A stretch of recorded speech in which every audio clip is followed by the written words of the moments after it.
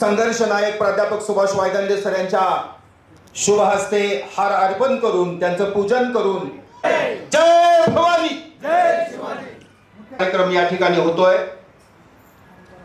तमाम आपल्या